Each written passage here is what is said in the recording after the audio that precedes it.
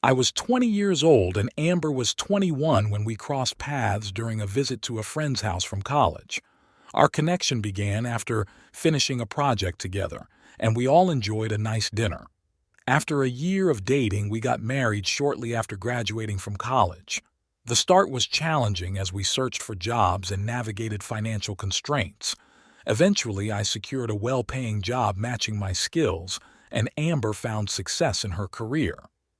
As our married life stabilized, thoughts of starting a family emerged.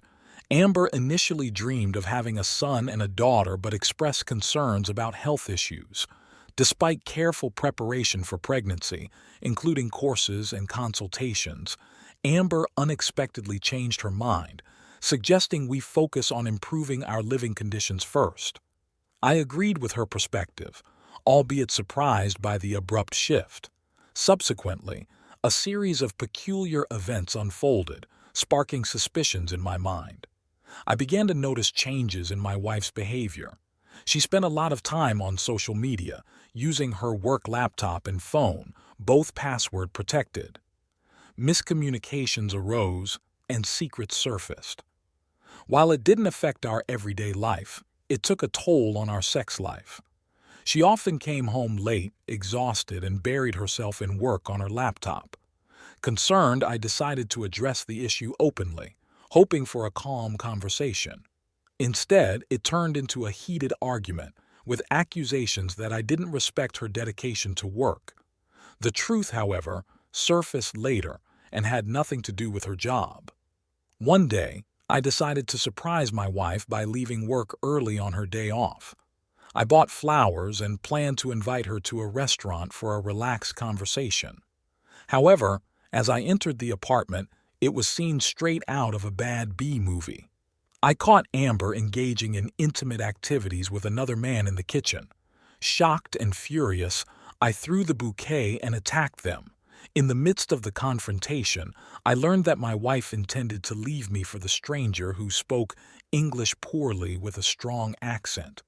He claimed to have loved her for a long time and had come to take her to Mexico. Evaluating the situation, he seemed over 40, objectively unattractive but expensively dressed, another affluent man pursuing a younger woman. Things began to make sense when I recalled finding Spanish language books in her underwear drawer during a cleaning session. While initially surprising, it now seemed clear that she had been learning Spanish, possibly with the intention of starting a new life with this man in a Spanish-speaking country.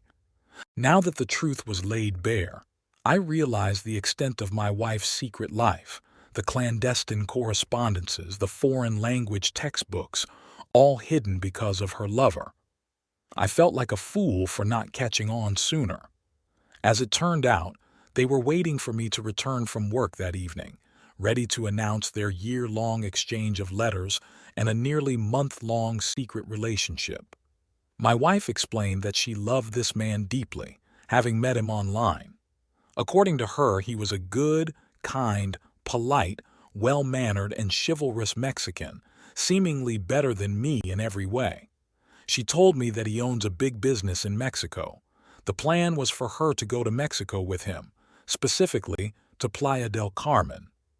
Divorce papers were allegedly already prepared, and she had even signed them. She claimed her bags were packed with essentials, as her lover promised to buy her everything new. Their flight was scheduled in 2 weeks, with plane tickets already purchased. In response to this shocking revelation, I couldn't contain my anger and unleashed a series of punches to the Mexican's stomach, prompting him to hastily flee the house.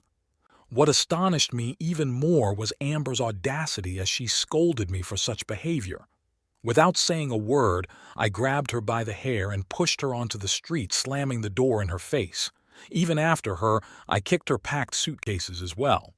When she threatened to call the police, I felt no remorse. Instead, I barely held back and smacked her across her face. I wasted no time and culled work, requesting a week off at my own expense. I honestly informed my boss about the divorce, and he understood the gravity of the situation. Devastated by the revelation of my wife's betrayal, I went to the store, diverting the money I had set aside for a restaurant to purchase copious amounts of alcohol and food. For 3 days, I drowned my sorrows, spending most of my time lying at home in a state of numbness. It was challenging to focus on anything when my mind was consumed by the recent events. By the end of my self-imposed hiatus, I reluctantly accepted that my marriage had come to an abrupt end. Although I felt the ache in my heart from this unexpected conclusion, it seemed preferable to an endless spiral of deceit. Just when I thought my story had reached its bitter end, life had more twists in store. 3 weeks after kicking out my wife and her lover, I returned home from work, mechanically ate dinner, and slumped on the couch with a beer bottle, hoping to find solace in some mindless TV. Suddenly, the doorbell rang, and there, standing on the threshold of my house, was my estranged wife. She insisted that we needed to talk urgently and seriously. With a bitter satisfaction, I invited her in, saying we could indeed have a conversation. My glee was hard to put into words. However, her revelation was unexpected. It turned out that the Mexican, who had stolen my wife's heart, had not only targeted her in America, but had 7 other women in his sights. Astonishingly, he chose a 19-year-old girl over my wife and flew off to Mexico with her, leaving Amber robbed of all her money, savings, and expensive jewelry. The tables had turned, and I found myself caught in a bizarre twist of fate. My wife returned to her mom's and spent a week reflecting on our life together. During this time, she claimed to have realized the depth of her mistake, shedding fake tears as she confessed her love for me. She expressed regret for her actions, pleaded for forgiveness, and promised to work on herself, vowing that such a betrayal would never recur. She even expressed a desire to have children with me and agreed to any conditions I set. However, I played along, telling her to give me 3 weeks to think about it, pretending that I had already signed the divorce papers. I concocted a story about other women coming over to my place just to see the shock on her face. When she returned 3 weeks later, believing we might still have a chance, I revealed that I was steadfast in my decision to divorce. Despite her genuine tears, I couldn't muster any tender feelings for her. The betrayal and deceit had left an irreparable mark. The divorce brought me relief and a sense of freedom. With my grandmother's apartment still in my possession, I enjoyed solitude. Amber persisted in seeking forgiveness, perhaps hoping for a reconciliation, but it never materialized. She eventually moved back in with her parents, and our communication ceased entirely. I haven't thought much about how she's living now, as I focus on myself and enjoy the freedom of youth. That's the end of the story. If you enjoyed it, feel free to share your thoughts in the comments.